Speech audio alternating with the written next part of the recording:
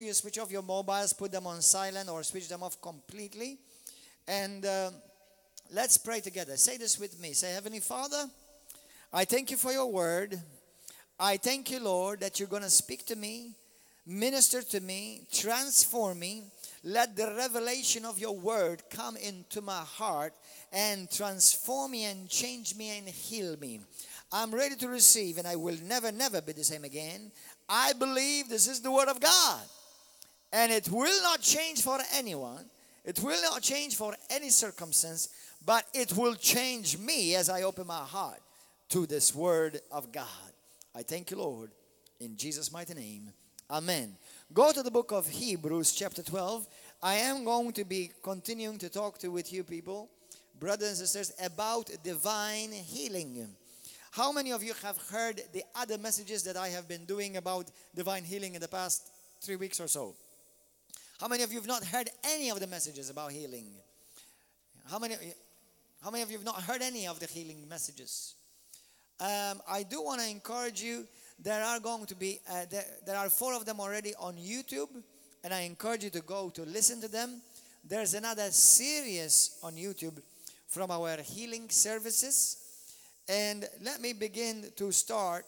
I would like, for those of you who are new or listening to this message for the first time, please memorize at least one scripture.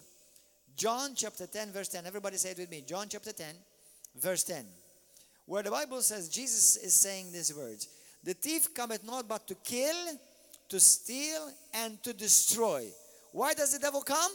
To kill, to steal, and to destroy. But I have come that you may have. This is what Jesus says, that you may have. Why you may have, not you will have? Have you ever noticed that? It doesn't say that you will have, it says that you may have. Li jista' jkollok bil-Malti, mhux li bil-fors ħajkollok, imma li jista' jkollok. Now, it is God's will that you may have and that you will have life and life more in abundance. Amen? This is the will of God. Everybody say with me, God is good all the time. The devil is bad all the time. Does the devil ever become good? Does God ever become bad?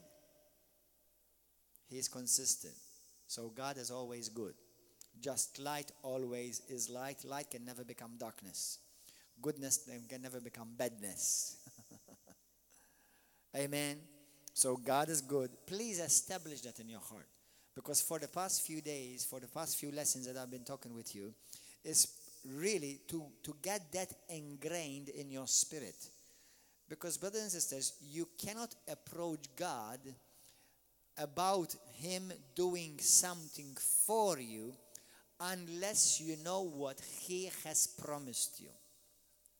Do you understand that? If you don't know what God has promised you, on what basis you're going to ask God to do something for you? Now I have spoken twice about covenant. The last 2 lessons were about how we are in covenant with God. And that's practically where all your Christianity stems outflow and flows outflow. You need to get to know about your covenant in God with Christ Jesus, or in Christ Jesus with God. Okay? Go to the book of Hebrews chapter 12. Today I'm going to be talking about how healing is in the covenant. For those of you who may not have heard before, but what is a covenant? A covenant is a pact, is an agreement. A covenant in the Bible is always unbreakable. And if you break, there is punishment. Did you know that? In the Bible, if you broke a covenant, there's punishment.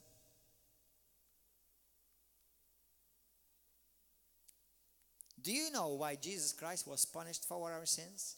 He was punished in our place as us. He died.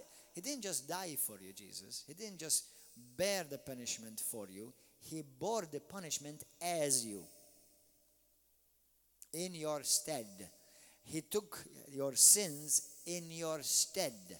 He didn't just do it for you. He did it as you. Jesus took my place. He was my substitute. That means what was due to me, Jesus carried. what was due to Jesus, I benefit.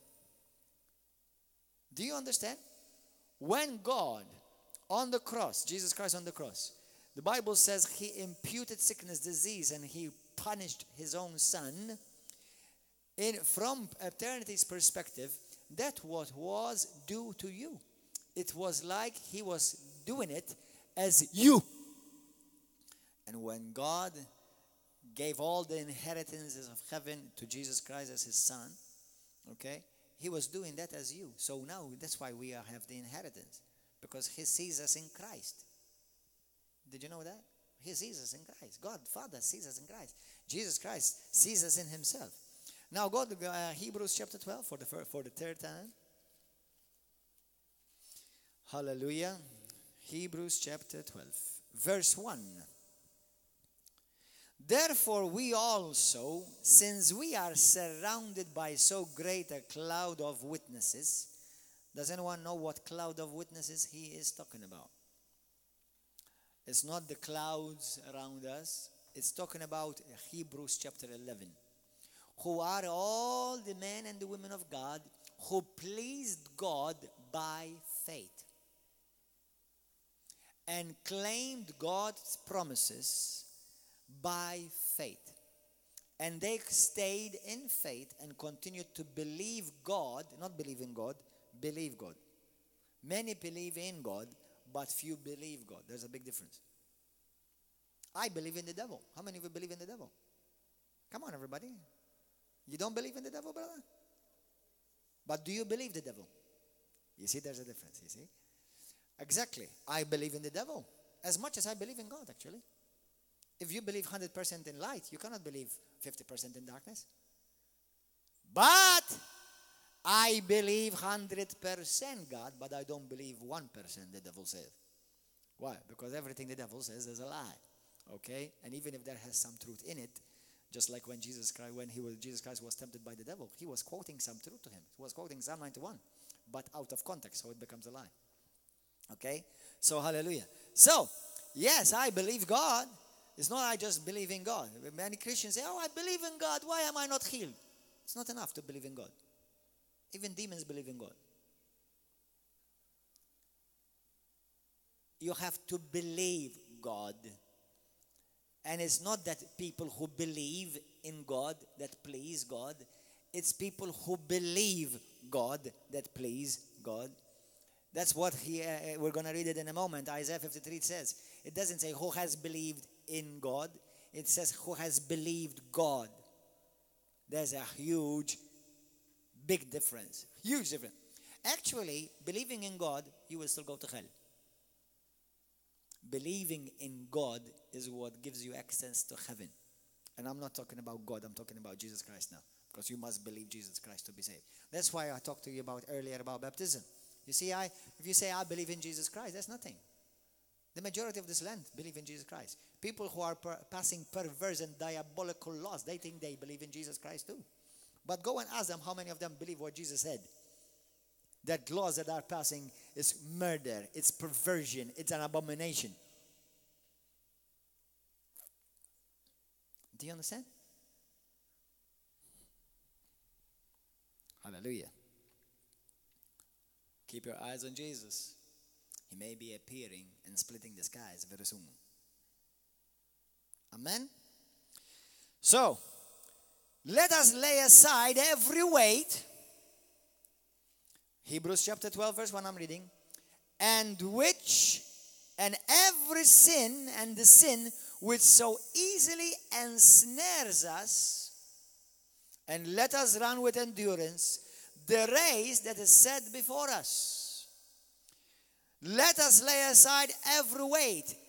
Another translation says every hindrance. What does your scripture say? Maltese? Serbian? Wow.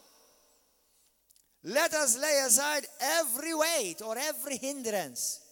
How many of you have discovered that sickness is a hindrance? Did you notice it says let us lay aside every hindrance and every sin? Every hindrance and every sin. Okay? Which so easily, which so easily ensnares us, entangles us. How many of you are a Christian today in this place? How many of you are a Christian? You are a believer in Jesus Christ, truly. Have you found out? Have you ever talked about Jesus to other people? Have you talked about Jesus? When you were sick in bed, were you able to talk about Jesus with other people? Where you were in pain, or were you in hospital? Was it easy to evangelize? Now, I know to some extent you may still be able to, depends what kind of sickness or what kind of condition you were. But it's a hindrance. Sickness is a hindrance. And if you're a disciple of Jesus Christ, God does not want you to be sick. Yes, you've heard me right. God does not want you to be sick. Because sickness is not God's will for his people. Many Christians forget that God is a father. And many people forget, or they think that they can be better father than Father God. Jesus says, he says, you fathers who are evil, you know how to give good gifts to your children. How much more your heavenly Father will give good gifts to those who ask him? Is healing a good gift? Is sickness a good gift? Okay, somebody got confused here. Is healing a good gift? Is sickness a good gift? Can God give you sickness? Now, forget about some ambiguous passages like Job, okay? Forget that. We are in Christ today. I said last week, and I'm going to repeat for those of you who have never heard it, don't use the book of Job for revelation. The book of Job is a book of observation. It's not the book of revelation. Revelation is in Christ. Okay? Hallelujah. It's a good book. It's a nice book. But I don't get my revelations from the book of Job. You get your revelations from your covenant in Christ Jesus. Amen? Hallelujah. Praise the Lord. So, let's continue on. Looking unto Jesus. And the pastor, and the bishop, and the apostle. Looking unto the Pope. Is that what you're looking at? Is that the standard of your Christian walk? Who is your standard of your Christianity? Looking unto Jesus. Another translation says, fixing our eyes upon Jesus Christ. The author and the finisher. Some other translation says, the perfecter of our faith. So, you want to know how you should walk as a Christian? Look at Jesus. You know how to, you want to know what to believe God concerning your provision, your protection, your healing, your freedom? Look unto Jesus. I am the pastor. I'm not the epitome of your Christian standard. I'm not your Christian standard. Now, I love you, and I trust God that you all love me, and if you don't, you'll go to hell. You have to love me. You have to. Now, you may not like everything about me, but don't worry about it. Nobody likes everything about you either. So, but we must love each other, right? You must love me. You cannot say, oh, I don't love the pastor. Can you have hate in your heart for your brother and then still see God? If you know the scripture, the Bible says that you can't. But does the Bible require you to like everything about your friend or your brother or your sister? No. Some things are very annoying and irritating about every one of us. Okay? But anyway, what I'm talking about is that our standard is Jesus Christ. Is there something you don't like about Jesus? It's amazing, isn't it? You may look at a man of God, and there are many men of God that I look up to as an example and as an inspiration, but I will always find something I don't like about them. Have you noticed that? But you look at Jesus, you'll never find one thing that you don't like about him. Isn't that awesome? There are many men of God that I thank God for, that they're an inspiration for my faith. But I will always find, I don't like that. But you look at Jesus, you'll never find one little thing that you don't like about him. Amen? That's why you are called to follow him. That's why you're called upon your eyes to be fixed upon him only. Hallelujah. Thank you, Jesus. He is the author and the finisher of our faith, who for the joy who was set before him endured the cross, despising the shame, and has sat down at the right hand of the throne of God. Why am I starting with this scripture today? What has that got to do with healing? Number one, in verse 1, the Bible says, removing all hindrances. Sickness is a hindrance. You know, when we talk about holiness, how many of you understand what holiness is? You see, sin is a hindrance to holiness, right? Is sickness hindrance to holiness? I'm going to warn you. Some time ago, I did a series of teaching about spiritual warfare. One of Satan's war weapons is sickness. Do you know how many people have lost their faith and their trust in God because they were not healed? You know how Satan has used sickness and disease to not only kill their bodies, but also to steal their souls in hell. Sickness is a hindrance, brothers and sisters.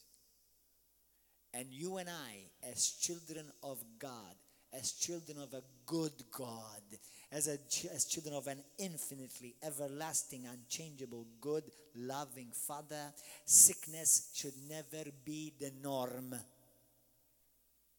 or accepted as normal.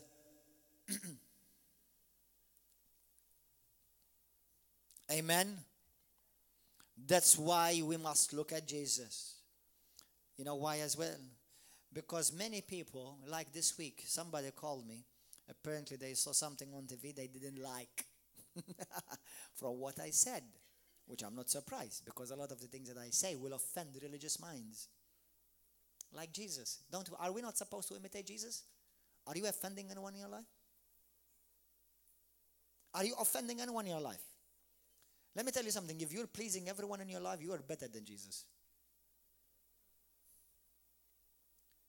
Look at how many people Jesus Christ offended. Oh, this is a different church. Why did you bring me here?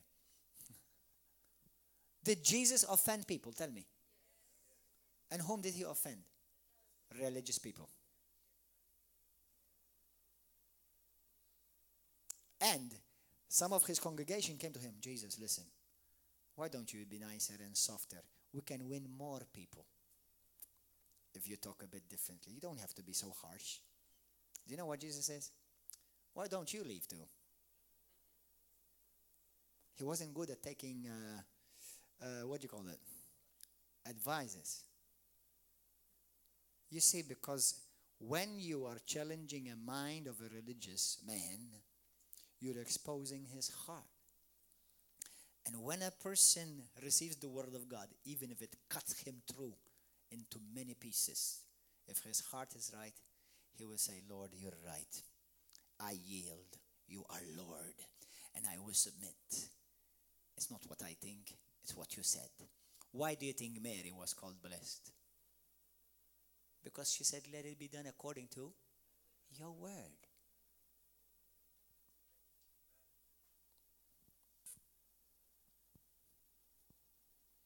Hallelujah. Thank you, Lord.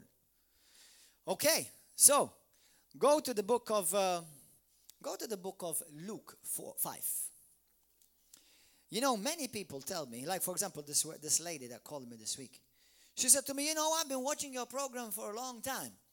And you said something, I don't like it. I'm not going to watch your program anymore. I bet you will. Don't worry about it.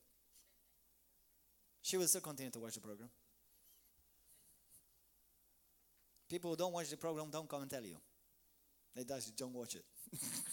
They don't come and tell you I don't want to watch the program. As if I care if you watch my program or not. Anyway. But she said to me, we had somebody in our family, he was a good man, and he died with sickness. Are you telling me that? I said, whoa, hold on. She said something to me that I said, no, I didn't say that. She said, yes, I have the recording. She most probably understood something differently, like many people do happen. That does happen as well. But she said to me, but aren't there many pastors who die sick? Oh, how many times I've heard that before. Okay, let me offend every religious mind, present and watching by YouTube. Hold on to your seat. If all the pastors of Malta and Gozo and Mediterranean and Europe will all die sick, I will continue to believe that God wants them healed all the time.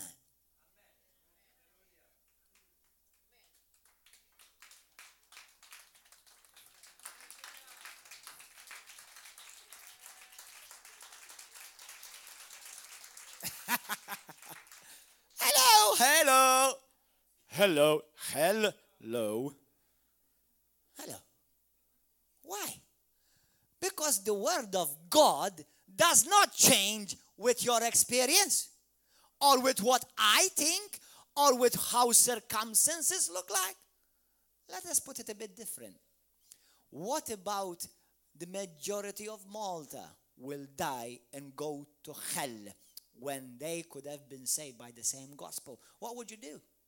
Will you start saying that the gospel is not true because many died and went to hell?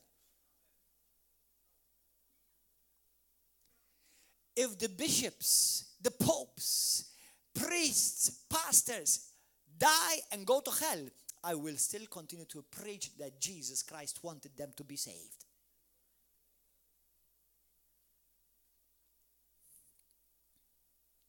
That's where people have lost their focus. They stopped looking at Jesus. They're looking at pastors. Brothers and sisters, some people say to me, but what about you? Do you always get healed? Number one, I am healed. But cut me out of the equation. I am not your standard. Irrelevant of whether I get healed or whether I don't get healed. What did Jesus say? Do you know my heart? Do you know if I don't have a secret sin behind the scenes that nobody of you know? Do you know, does any one of you, are you for sure that I don't have a girlfriend on the side? And I counsel her in my office? And Miss Queen, oh, he's a holy man. How come he died sick? I assure you I have none of that.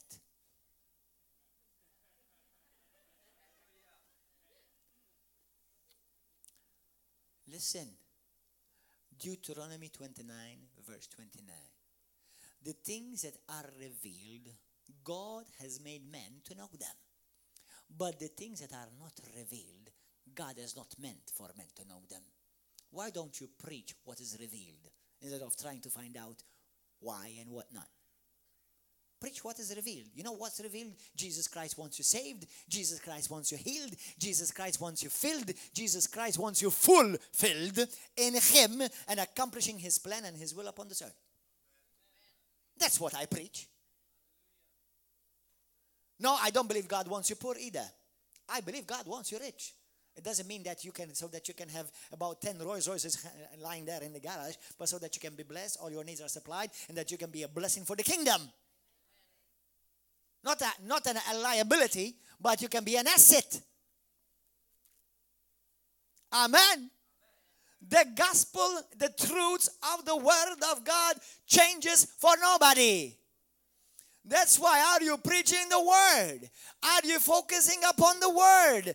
Are you building your faith, your beliefs upon the word? Like somebody tell me, well, how can you tell me that I stopped smoking? Well, he hasn't stopped smoking. What does it matter to you? You follow Jesus. Keep your eyes on Jesus. By the way, the disciples did the same thing. I think some of their relatives comes to the river of love. You know what? Remember when Peter went to Jesus and said, John, Lord, did you say that John is not going to die? And Jesus said, listen, you shut your big mouth. This is Gordon John version.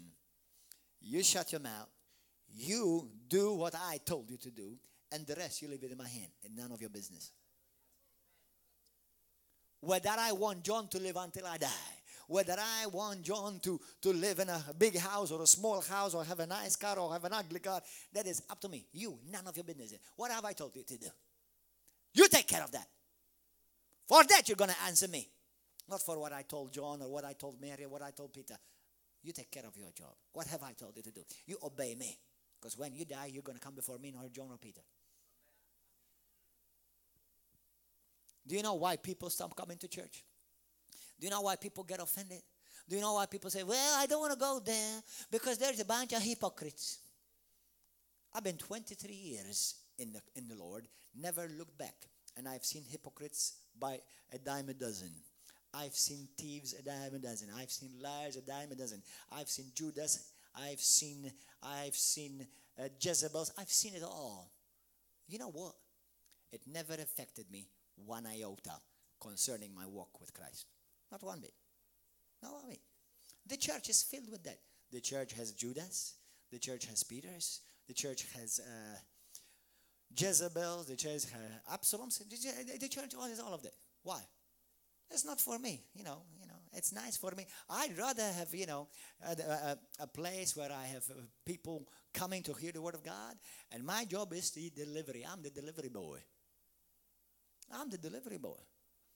Now, it's up to you that when you hear the word of God, your heart is opened, and let the word of God change you, even if it's making you better, but it's making the one right beside you worse. What is that to you? Keep your eyes on Jesus. When it comes to healing, it doesn't matter whether the pastor is healed or not, whether the apostle is healed or not, whether the prophet is healed or not, whether the deacon is sick or he's healthy. It doesn't matter. They're not your example. Your example is Jesus Christ. Does Jesus Christ want me to be healed? Yes. Does Jesus Christ want me to be saved? Yes. Does Jesus Christ want me to be blessed? Absolutely yes.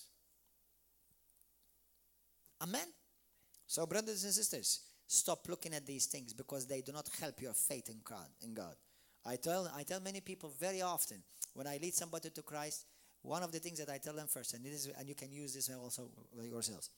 When I see somebody coming to Christ and being saved, I tell them, listen, now who has saved you? Christ. Whom you're going to follow? Christ. Now when you come to church or when you are with the church, with the people of God, don't start looking at Christians. You're called a Christian because you follow Christ, not because you follow Christians. If you remain focused upon Jesus Christ, you will never miss church. You will never miss prayer. Why? Because everything you do it for the Lord. Hallelujah. Whether anybody else does it or not. Amen? That's it. And you live free. You live free. Amen? That's it. Whether everybody else tithes or not, I tithe. Whether everybody else helps or not, I help. Whether everybody else prays or not, I pray. I was talking to a pastor this week from the Faroe Islands. He was with us with his family yesterday and the last week. He said to me, we see big churches and only about 5 people turn up. What about when you come to prayer? How many people turn up when you come to prayer? What about only if 3 or 5 people in this church? You continue to turn up. God is taking note in his book. My son is faithful. My daughter is faithful. And one day he will look at you and he'll say to you, well done, my good and faithful son. Amen. Hallelujah. Praise God. How many of you would be offended? I would be greatly offended if somebody come and tells me Jesus does not always forgive sins. How many of you believe that? Jesus does not always forgive. Now, you see, nobody will accept that as a truth because it's not. But how many of you will accept it, or you will be tempted to accept it? Obviously, nobody will lift up your hand right now. And if I tell you Jesus doesn't always heal people, do you know how many people preach that? From pulpits, some churches even called Christian, some even called Pentecostal, some even called evangelical, many are called Catholic. Why? They preach, oh, Jesus doesn't heal today. That's an insult. But many people will hear it. They sit down and they will say, that's right, because I know somebody got him, we prayed for him, but he still died sick. Does that nullify the word of God? I'm going to tell you a story.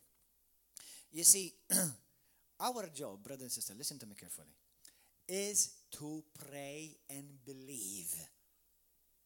Right? Who is the healer, you or Jesus?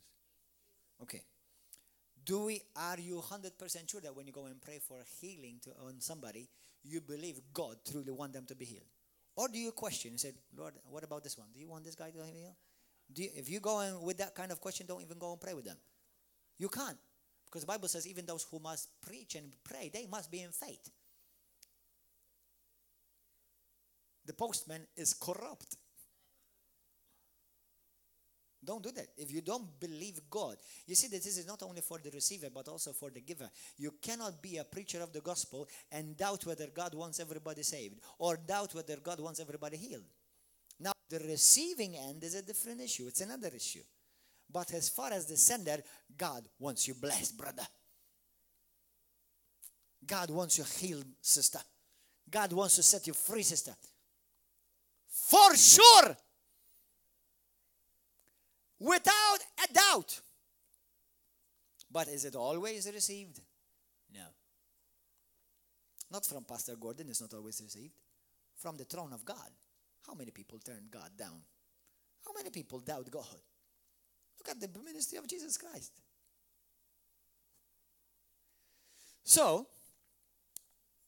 some people tell me, I know a pastor or I know pastors. There are many pastors who died sick and died. Listen, if their heart was right, at least when they died, they were healed instantly. Did you hear that? If somebody died with a sickness in their body, but their heart remained pure before God, humble, giving praise to God, okay, they still went to heaven. And the moment they died, they were instantly healed. Okay? But no, I do not believe that God wants you to die sick. I don't believe that is God's best. So, Pastor, how are you going to die? Well, I'm believing God, by the grace of God, if I don't get stupid, okay, that when I'm done, God will say to me, son, you're done. Son, you're done. That rhymes, right? Son, you're done. To some of you, be careful, because he's going to say, son, you're well done.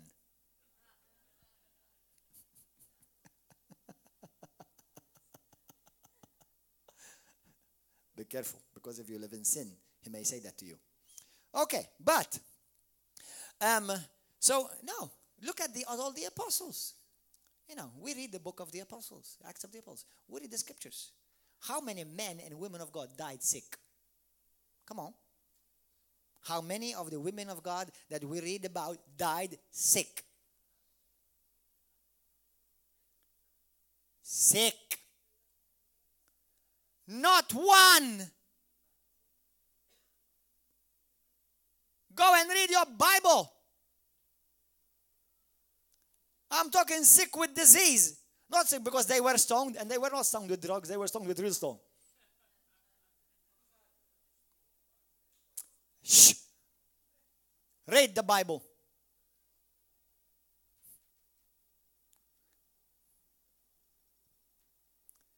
When you're done, like Paul said, my time has come. I have run the race. I have finished my course. And now I'm ready to go because God helped me. You're going home. That's it. That brings glory to God. Amen. Hallelujah. That is God's best for you and for me. Amen. Now, does everybody die like that? No. Will the word change? No. No. It won't change. The word of God does not change because somebody have a different experience from what God's best says. Now, you know what this type of preaching is doing? Oh man, this is stirring some bad religious devils. But I bind you all in the mighty name of Jesus Christ. Because the Bible, Jesus Christ didn't tell me, I will give you power over devils. He said to me, I give you power over all the power of hell, all hell. Not just a few of them. All hell shall not prevail against the church.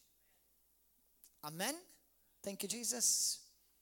So, why am I doing all this? You see how much I'm repeating myself? I'm saying, because you have to be sure that you are sure that you are sure that God wants you healed and healthy.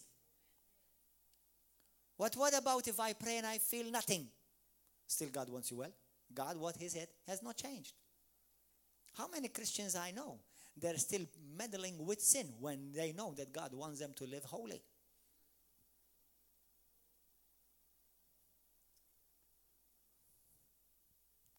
So, I know of a story of a pastor, and a precious pastor, okay? And he had difficulties with health issues. And I know there are many ministers who obviously have health difficulties. Now, I know one minister, I'm going to mention his name, Brother Hagin, and there are many others like him, whom for the last 40 years of his life, he lived 87. He never got sick once. Now, he himself says, I've had many symptoms, come and knock on the door. But he didn't say, well, might as well let them come in now. It's their time. It's their season in the year. Let them come in. This is what many Christians do. They don't know their covenant right. They don't know who they are in Christ. They don't know their inheritance. That's why my people they perish or they're destroyed for lack of knowledge. Okay? And by the way, let me inject this. This is very important cherry. Listen. All I am saying must be received with revelation, not with mind information. Many Christians know that there's not once in the Bible where we are given even an impression where Jesus does not want to heal always. Not once. There's one passage, and I will talk to you about it, but it has nothing to do with him willing. It's them others hindering him. Mark 6. But anyway, and there's another passage as well, I think in Mark 5. But irrelevant. So, please, you have to understand. Don't come and ask me questions. Especially after I've preached for about an hour about this. Go and chew on it. Go and chew upon what you've heard. Ask the Holy Spirit to give you revelation.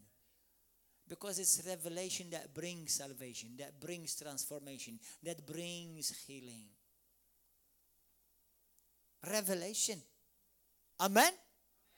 Brothers, do you know if you don't have a revelation that Jesus Christ is your Lord and Savior, you're not saved yet? Do you know how many people I meet in Malta? Do you believe that Jesus Christ is the Savior of the world? Oh, yeah. Are you saved? No. What? Are you not in the world? Oh, yeah, but I'm a sinner. You just told me and you believe that Jesus Christ is the Savior of the world. Are you not in the world? Why don't you believe that for yourself?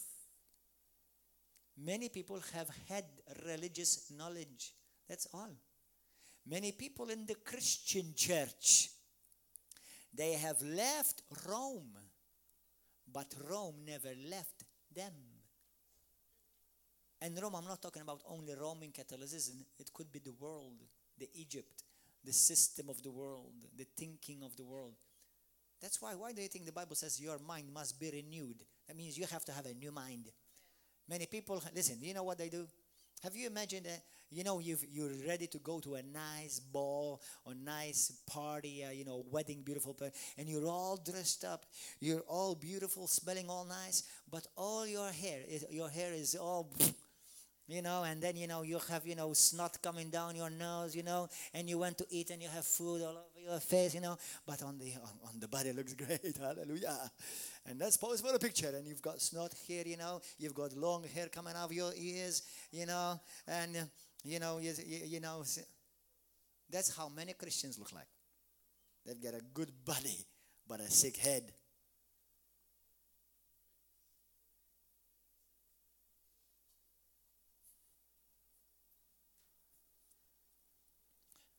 Hallelujah. So, get your head in Christ as well. Not only your heart. Get your head in Christ as well. So, we have no doubt that many people, that many Christians, you see, the world and the Christians, they have been hammered that God loves you and He wants to forgive you. Nobody will doubt that. At least the majority will not doubt that. But then if I had to tell you, God loves you and He wants to heal you, well, I doubt that. You see why? Because the message of forgiveness of sins has been preached. But many don't realize that sickness and forgiveness of sins, healing and the forgiveness of sins, always went in hand in the Gospels. They were never separated. Jesus never dealt with them as two things. Jesus always dealt with them about as the same thing. Because had not sin entered the world, sickness would not have entered the world. Had not sin not entered the world, sickness would not have entered the world. So that's why when you see many times Jesus Christ dealing with sin, you see people healed. Now go to book of Luke, chapter 5. So I was talking to you about a friend of mine from overseas, and he had health issues. And I know there are many brothers and sisters who will have health issues. I've had health challenges too. I just never accepted it as the normal and as my inheritance in Christ. I just had to go and walk by faith. I just have to go through the good fight of faith. What do you think the good fight of faith is? That you have to hold on to the promises of God. You have to stand upon the word of God. You also take a good look and inventory at yourself. What am I doing wrong? I began this message series on healing.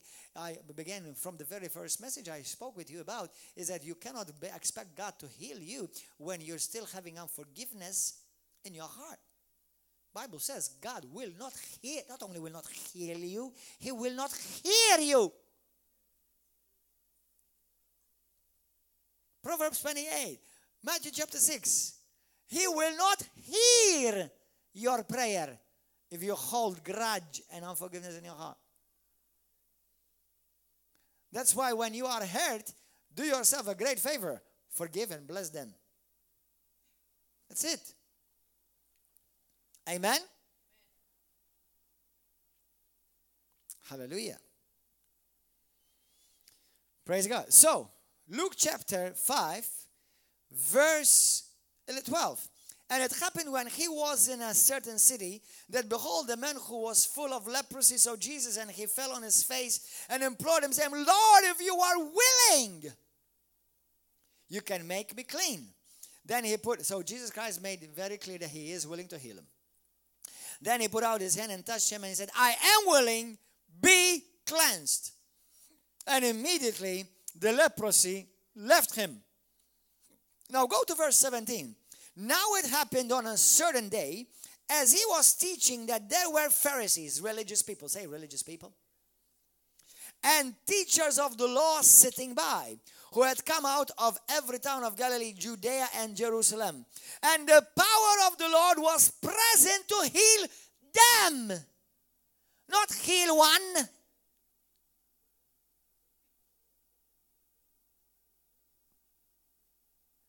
The power of the Lord was present to heal all of them.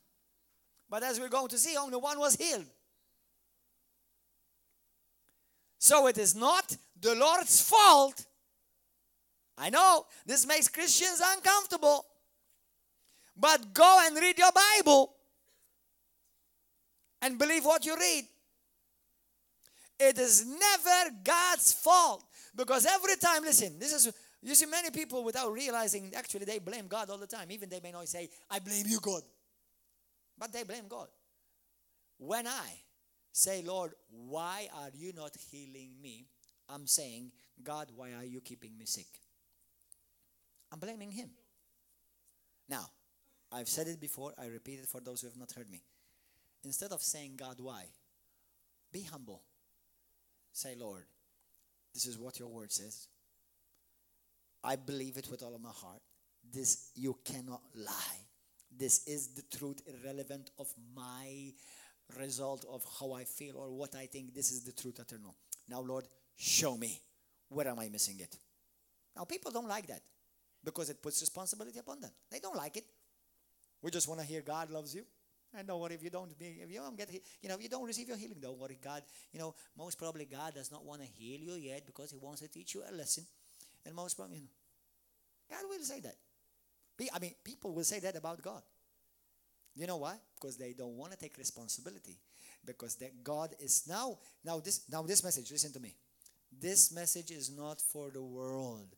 If anyone is following me on YouTube right now, and if you're not born again, and if you're not a Christian, this message is not for you. This message is for the bride who is already in Christ. The world, many times, I pray for them and they are healed. And I tell you, by percentage, between 90 to 100% of the time, people get healed instantly on the road, on the street. You know why? Because they are receiving by my faith, not by their faith. But now the church, now you come to church, and they say to me, oh, Pastor, remember you met me on the street? You met me in the store? Oh, I met somebody from River Love. They prayed for me, and I was healed. But now I've been a Christian for 1 year, 2 years, 3 years, and I'm believing God. I'm asking God to heal me, and I'm still sick. What's the difference? You want me to tell you? How many of you want to know? Nobody wants to know? How many of you want to know? Those of you who don't want to know, you can leave right now. I'll tell you. The people in the world got healed through mercy. The people in the church, they got healed through faith. I'll put it once again different. The people in the world, when we go and preach the gospel, lay hands on the sick and they shall recover. Did you know that the Bible says it does not demand faith upon them? Now, it does not demand doubt either. So, if somebody says, no, I don't believe the gospel, then forget it. They have to believe the gospel. Okay? But, what happens now to the church? You see, God operates through mercy with the sinner, and healing will draw him to the gospel. Like we see in the Gospels many times, in the book of Acts. But when it comes to the Christian, to the bride, a covenant person, now God demands from you that you believe the promises. How can the world claim the promises when they are still foreigners to the covenants of promises? He cannot. So God uses you as His ambassador, and He delivered to them the blessing. But now they come into the church, and God says, now, you're my son. I'm going to start teaching you, disciplining you, and maturing you. Now start exercising faith in my covenant. And many Christians, because they've remained babies in their faith, they don't know the difference. I was healed when you prayed for me, Pastor. But what about now? God now is demanding faith. Amen? Hallelujah. Okay. Hallelujah. I'm almost done. In an hour I will be done. Nah, I'm just kidding. All right. Hallelujah. So listen. Let's continue to go. Let's continue to read. And Jesus went, and the power of the Lord was present to heal. Then verse 18. Behold, men brought on a bed a man who was paralyzed when they sought to bring and lay before him. And when they could not find someone, they brought him to the roof. Now verse 20. Jesus said to him, He saw their faith, and He said to this man, Men, your sins are forgiven you. And the scribes and the Pharisees began to reason, saying, Who is this who speaks blasphemies? Who can forgive sins but God alone? Now listen, if they had understood, they know God alone forgives sins, they're seeing Jesus Christ forgiving sins, then that should tell you automatically that Jesus Christ is God. Okay, and Jesus Christ, to prove to them that He is God, and that He is has got authority over sin and over sickness. Look at what He says. And the scribes and the Pharisees began to reason, saying, Who is this who speaks blasphemies? Who can forgive sins but God? And when Jesus perceived their thoughts, He answered and said to them, Why are you reasoning in your hearts? Which is easier to say, Your sins are forgiven you, or to say, Rise up and walk? What is easier? Come on, tell me. Why is it easier? It's easier for me to just say to you, Go your way, your sins are forgiven. How do I know that your sins are forgiven truly or not? Nobody sees that. Nobody can, challenge me. Oh, Pastor, their sins were not forgiven. Why? Because I didn't see anything. Well, you don't see for sin. You don't see sins. It's a spiritual thing. So Jesus Christ could have easily, deceived them. Say, yeah, your sins are forgiven. But I didn't choose the easier part. I chose the harder part. To tell somebody who's sick, has never walked in his life, rise up, walk. Wow. That means if he's got the power to tell somebody to rise up, walk and be healed, and we can see that, there is evidence that we can testify to, surely he can forgive sins too. Do you understand now? I'll give you an example.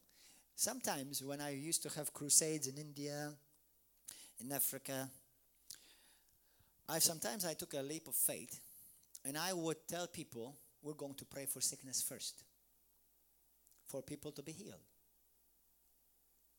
And I tell, and once I said, don't believe a word I said if somebody doesn't get healed. I told them that. I said, don't believe a word I say, especially when you're preaching to Muslims and Hindus. We're not preaching to, Christians. We're preaching to somebody who's never heard the gospel. I'm going to tell you a story. I tell them, don't believe a word I say if Jesus does not heal people right now. And somebody gets healed, people get healed. Now are you ready to receive Jesus Christ? You've seen with your eyes that Jesus Christ heals sicknesses and diseases. Now are you ready to give him your life, that your sins may be forgiven? And people will run. I'll give you an example. I was in India, and I had gone to speak to a guru, because somebody came and he heard me in a meeting, and he said to me, I would like you to come and meet my guru teacher. And I went to speak to this guru teacher, and while I'm speaking to this guru teacher, he got a headache. It seems like with some people, I tend to give them a headache while I'm preaching. But it's okay. He said to me, I got a headache. This guru, he was about maybe the age of 80. And I said, well, I had an interpreter. I said, can you ask your guru, I pray for him that Jesus Christ heal him? He said, okay. So I prayed for him, literally. This age, I was about what age I was? Maybe 25. I was in India, 26. And I prayed for him, this 80-year-old guy, and the headache left him. I didn't ask him to accept Jesus. The headache left him. I said, yeah, that's just a headache. Okay, then keep your headache. And the interpreter, he was amazed. Said, man, this guy is healing my guru. Obviously, I know it was not me healing the guru, it was Jesus Christ. But when he saw that, this little kid, on the block, he's like healing my big guru, he said to me, would you come and talk to my wife? Come and talk to us in our family. So I went into this house, and as soon as I entered, the Holy Spirit was like so clear, like you can hear me right now. The Holy Spirit said to me, she has bulimia, she has insomnia, and she has a demon, and it's causing, and this demon is because they attribute, because they worship the god Hunaman, half monkey and half human, and because she's been dedicated, and the Holy Spirit said to me, when she was a baby, she was dedicated in the temple of Hunaman. I just walked in the door, literally. I just walked in the door. I said that to her. And she said to me, are you psychic? I said, no, I'm a Christian. Jesus just told me that. She said to me, it's true, I have bulimia. Every time I eat, I vomit. She said to me, I have insomnia. I cannot sleep during the night. I said, yes, sister. I said, that's a demon that is causing you. I said, because you, when you were a kid, you were dedicated to this false god, and you have a demon in your life. You have a demon inside of your life, inside of your body. And for about 3 hours, I shared with her and her husband the gospel of Jesus Christ and the gospel of the kingdom, that Jesus Christ heals, Jesus delivers, and Jesus saves. And after 3 hours, they heard, and they already were caught, because when I told her things that you had to know, either if somebody told you or supernaturally, she said to me, I want to believe it. I want to receive what you're telling me. She said to me, but I have a hard time accepting it as the truth. She said to me, because I've been a Hindu all my life. She said to me, every Tuesday, I go to the temple. It's the day of my God. Some Christians, their day God is a Sunday God. And then Saturday is the devil. Friday is Lucifer. Thursday is Beelzebub. You know, some Christians' gods, you know. And then they go to their Sunday God, to Sunday Mass or Sunday service. So I said, sister, I totally understand, especially surrounded by Hindus, in a Hindu culture, in the middle of a Hindu city. And she said to me, I want to receive. She said to me, I've been a Hindu all my life. I said, listen. I said, don't believe a word I told you in these 3 hours if Jesus Christ does not heal you and set you free right now. And I said, listen, you told me that this Hanuman monkey god, you said to me that he's a very powerful God and they fear him in Hinduism. Okay? Do you know anything about him? Anybody here, you guys from India, know anything about that? Yeah? And she said, I said to her, you told me that this Hindu God is powerful. I said, listen, I believe Jesus Christ is more powerful. I said, but do you believe he is powerful? I said, you see, Bible says that Jesus has given me the power and authority to cast out demons from people, and this guy is a demon. And I said, listen, can you ask your powerful God to cast Jesus out of me because I'm possessed by him? And she said, what? She said to me, we don't do that, the Hindus. You know, I've never seen that happen. I said, man, can you let me pray for you? And if I cast Hanuman and you get healed and demons come out of you, are you ready to worship Jesus Christ and accept him as your Lord and Savior in your life? She said, yes. I said, yes. She said, yes. God said, yes. She was healed. She was manifested. Demons came out of her, and both her and her husband and family gave their life to Jesus Christ.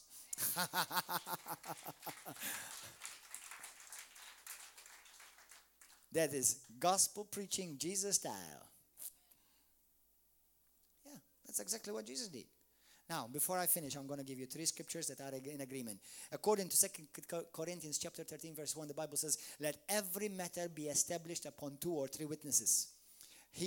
Matthew chapter 18, verse 15, it says the same thing. It says, let every matter be done in agreement with 2 or 3 witnesses. Matthew 18, verse 15. Now go to Isaiah 53 quickly. Hallelujah. Thank you, Jesus. Verse 4. Surely, everybody say surely. It means affirmatively, most definitely. It means without a doubt. He has borne our griefs. He carried our sorrows. Yet we esteemed him stricken, smitten of God and afflicted. 5. But he was wounded for our transgressions. He was bruised for our iniquities. He was wounded for who? For our transgressions. He was wounded for our iniquities. The chastisement for our peace, our shalom, our wholeness, was upon him. And by his stripes, you were healed. Hold on, brothers and sisters. He was wounded by our transgressions. He has carried away our diseases. Excuse me. If he carried away your diseases, why are you carrying them? If Jesus truly carried our diseases, then why are we carrying them? What about if I tell you, listen, Jesus took away all your sin, but you need to carry some sin as well? How many of you will accept that as normal? You see how many Christians use double standard? The Bible says on the cross, Jesus bore 100% of your sin, and he also simultaneously bore 100% of your sicknesses. And by the way, when you pray, stop saying my sickness. Don't claim it. It's not yours. Oh, Jesus healed me of my sickness. Well, have you made it yours? You claimed it?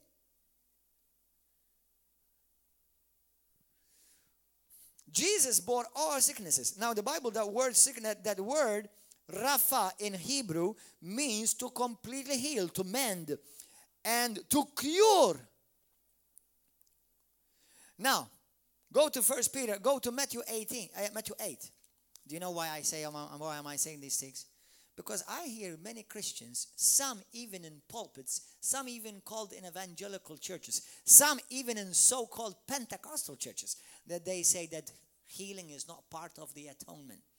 or healing is not part of the covenant, or God only wants to heal you spiritually. Brothers and sisters, can anyone quote me from the New Testament where Jesus Christ healed somebody spiritually? I'm waiting.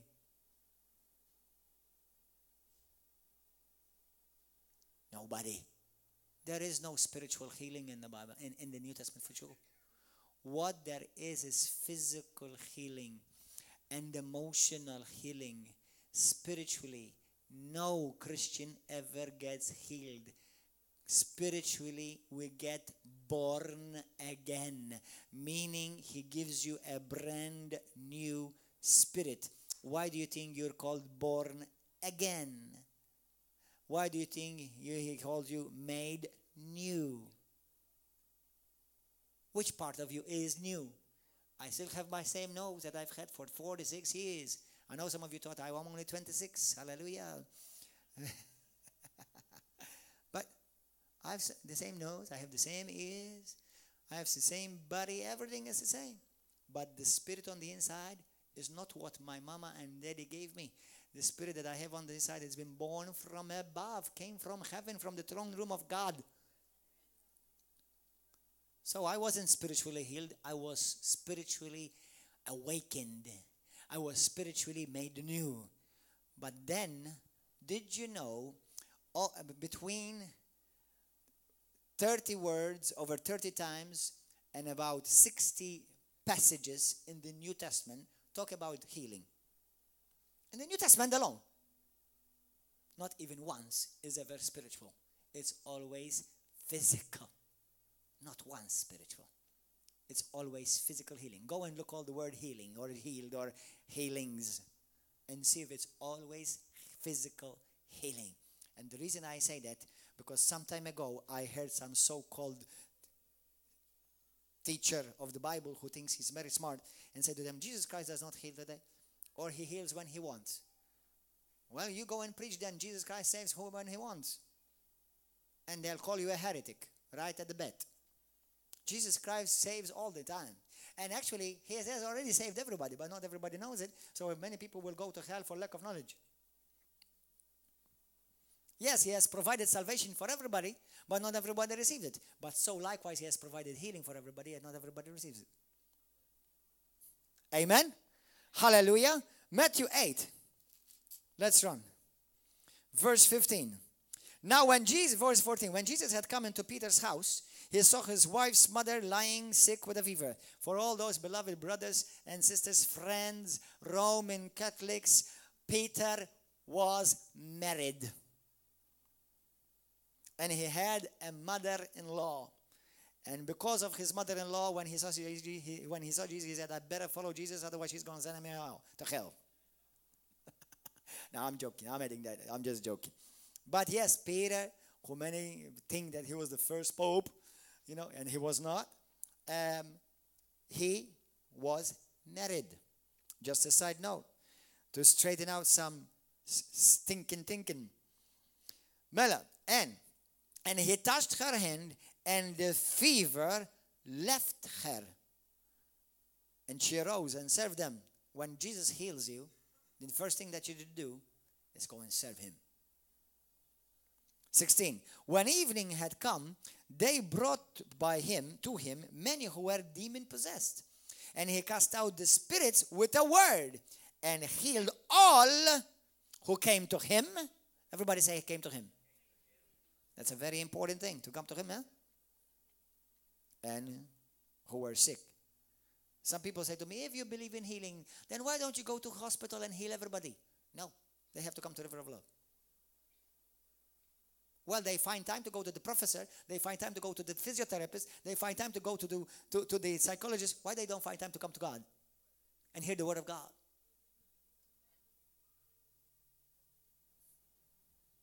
Now, I have nothing against people who are in hospital, obviously, because hospital, it's a good thing. And it's a creation by Christians, by the way. It's a Christian creation. It's an idea of Christians' hospital.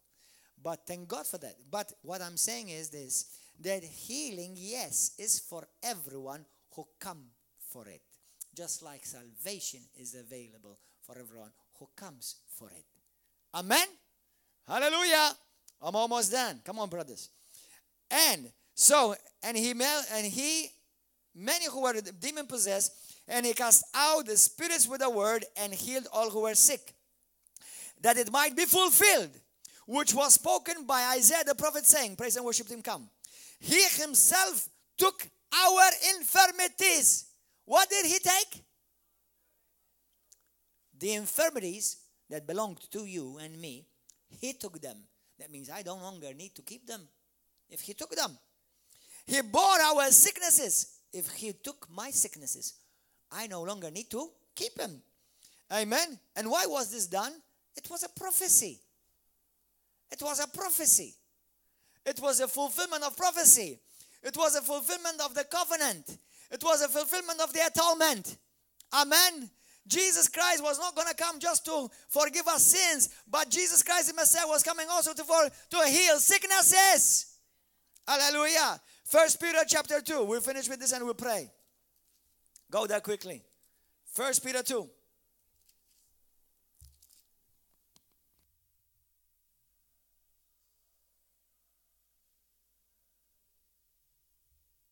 Hallelujah. 1 Peter chapter 2. Go there quickly.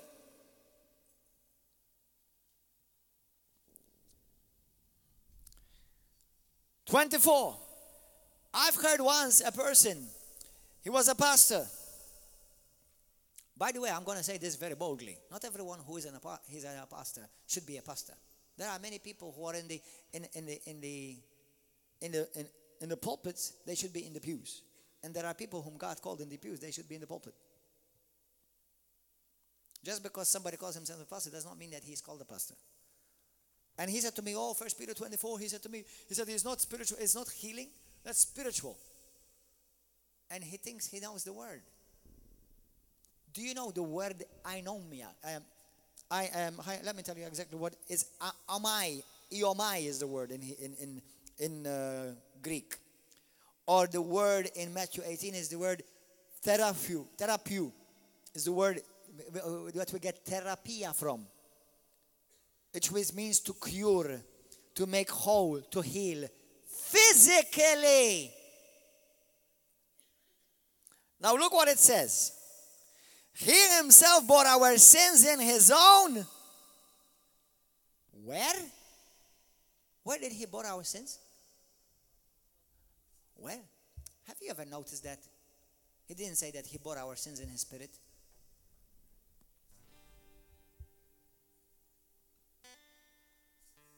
Now, I'm just going to say this as a side note. On the cross, Jesus bore all our sin. The Bible says that he became sin for us, so that we may become in him the righteousness of God. 2 Corinthians chapter 5 verse 21. But Jesus Christ, that moment, he took the punishment that was due to me and you as if he had sinned, not me. So that I received the righteousness as I have kept the whole law like he did. Now, Jesus, he bore our sin in his body. His body was broken, was shattered. The judgment that came upon him shattered his body. But not only that, it also in his body. Look what it says. And we having died on the cross, he himself bore our sins on his own body, on a tree, that we having died to sins might live to righteousness, by whose stripes we were healed. Brothers and sisters, where were the stripes? Come on, where were the stripes? Were his stripes in his spirit? No, we don't have that in the Bible anywhere. Why do people who think they're smart, but like the Bible says that while they think they are wise, they became fools, they come and tell me that that's a spiritual? It's making it so clear. He bore it in his body, and he bore it in his stripes. How more physical than that can it be? It's telling you body. In Greek, sumo, the literal body. Why am I sharing these three scriptures? Isaiah 53 verse 4 and 5. Matthew 8 verse 14 through 15. Ma'am, 1 Peter chapter 2:24, to give you a confirmation, an affirmation, and assuredly beyond the shadow of a doubt, belief that Jesus Christ took all your sicknesses and all your diseases so that you may live healthy and be healed. Hallelujah. Amen. And in the Hebrew, that literally means he took them away. He carried literally sickness. He carried literally our sins and our faults. And our peace and our shalom were paid by his wounds, by his bruises, by his hurts. We receive forgiveness of sins because Jesus took our sin upon him. We receive healing in our body because Jesus took our sickness upon him. Hallelujah. God wants you healed. Jesus wants his church healed. Sickness is a hindrance to you as a Christian if you're living for God. Amen. God has provided healing and health in creation, in his mercy, by faith, through the gifts of the Holy Spirit, through the prayers of an agreement with other brothers and sisters, through the prayer of faith, through the laying on of hands. Do all these principles and methods of healing show you that God does not want to heal? God is shouting from the heaven throne. Hallelujah. He's shouting, church, be healed. Body of Christ, be made whole. He's shouting. Let's bow our heads. Let's pray. Hallelujah. Did you receive this morning? How many of you received this word this morning? Lift up your hand. Hallelujah. Today, it's your job to receive. Today, it's your job to receive. Are you going to receive your healing? Settle it in your mind. I'm not going to tolerate sickness in my body. And I'm not going to treat it as normal or if it is God's will in any way. No way in Jesus' name. I will talk later about the walk of faith when it comes to when we don't see healing right away. I'm going to talk about it. But you need to be sure and sure and sure that it is God's will all the time for you to be made well, healed and whole. Even more, if you're a child of God, serving the King, walking with Him. God has no use if our body is broken. I'm not saying that He doesn't love you. He still loves you. But how can you serve Him with a broken body? How can you serve Him the best at least? Yeah, you may still pray and read the Bible in your sick bed. But how can you be a testimony, a living testimony? Amen. That's a hindrance that Satan will bring against you. And the first place he will attack is your mind. This is God's will for you. That's why you don't want. That's why you're not being healed. No way, in Jesus' name. I decree and declare by the power and authority of heaven in Jesus Christ's name, hallelujah, that sickness and disease is illegal in my body. It has no right to trespass. Hallelujah. And when symptoms come and knock, faith will rise up and say, this is the blood covenant. This is my deed sealed in the blood of Jesus. Look, He has borne all my sin. He has carried away all my sicknesses. And because He carried, I will not have to. Amen. If you're in this place today and say, Pastor, I want to give my life to Jesus. I want to make Him my Lord and my Savior for the first time in my life. If that is you, lift up your hand. Anybody wants to give your life to Jesus Christ this morning? Anybody in this place, lift up your hand. If you're not sure, praise God. If you're not sure, listen, if you've died today, are you 100% sure that you are saved, born again, and heaven is your home, and your name is written in the Lamb's Book of Life? If you're not sure, this is the time for you to be made sure. You must accept Jesus Christ as your Lord and Savior. Lift up your hand if you want to do this for the first time in your life. Lift up your hand. Quickly, quickly. Anybody? Hallelujah. One. Anybody else? Anybody else? Anybody else? Anybody else? How many of you need healing in your body? How many of you need healing in your body? Lift up your hand. Do you need healing in your body? 1, 2. Anybody else need healing in your body? 3. Anybody? Hallelujah. Now everybody stand up. Let's all stand up. We're going to pray together. Listen to me, brothers and sisters. Those of you who are going to give your life to Jesus Christ for the first time, those of you who are going to receive healing this morning, are you 100% sure? Have you settled it in your mind that God wants you healed? Are you sure? And wow, how do you know you're sure? How do you know you're sure? Because you feel something? Because you feel something? What about if you don't feel anything? I'm sure because it is written in the covenant, in His will. That's why I'm sure. Are you sure you're saved? How many of you are sure that you are saved? Lift up your hand. Are you sure you are saved? Are you sure you're saved? Why? Because you feel it? Or because it is written? And I believe it. Then how can you be sure that you are healed? Because you believe His covenant. You believe His will. Amen. Those of you who need healing in your body, put your hands on your heart. Put your hands on your body. Or wherever you may be in pain. If it is an area where you could put your hands there. Now, do not let doubt creep in. I will deal with this as well in our teachings. About dealing with doubt or dealing with unbelief. Okay? Doubt and unbelief may be a bit different sometimes. But anyway, you must believe the Bible. You must believe the Word of God, the Word of the covenant to receive. Okay? Now everybody pray with me this prayer. Those who are going to be getting saved for the first time, those who may be on YouTube, you are praying. Say this prayer with me. If you're going to be healed, even those who are on YouTube following right now, you also can be healed because this covenant is made for you through the blood and through the stripes and the broken body, the death and the resurrection of Jesus Christ, our Lord and Savior. Say this with me right now. Say, Heavenly Father. Come on, say it loud. Say, Heavenly Father, I thank you for your Son, Jesus Christ. I thank you that you sent Him to this world to die for me on the cross. And on the cross as well, to carry all my sins. And on the cross also, I believe, He carried all my sicknesses, all my diseases. I believe with all of my heart that it is not God's will for me to be sick.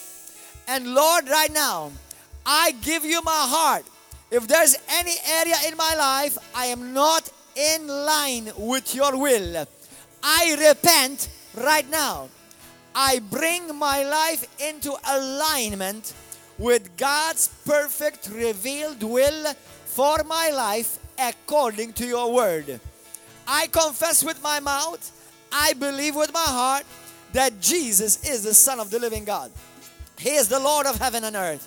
And I ask Him right now to be Lord of my life. Jesus, be the Lord of my life. And Lord, I also ask you to be the Lord of my body, to be the Lord of my soul. Heal my body, heal my soul, and give me a brand new spirit as I am born again by accepting Jesus as Lord and Savior of my whole life. I decree right now that in the name of Jesus, sickness and disease is not part of God's will, package, or inheritance that He has for me. I rebuke sickness. I take authority over every spirit of infirmity. I command disease and pain, leave my body right now in Jesus' mighty name. I do not tolerate sickness and disease in my body. I do not tolerate sin in my life. In Jesus' name, I consecrate and I dedicate my whole life, spirit, soul, and body to Jesus Christ, my Lord and my Savior. Now I receive my healing by faith, and I declare in the presence of heaven, in the presence of all the angels, I declare that I am healed, I am whole. Sickness and disease, go. They're no longer part of my body and my life. I am healed. I am strong in the mighty name of Jesus. Use me, Lord, in my life for your glory. Hallelujah.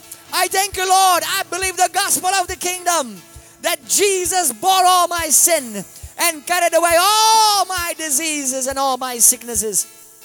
And today, I know for sure, upon your word, I am healed in Jesus' mighty and glorious name. Give him a round of applause. Hallelujah and thanksgiving. Hallelujah.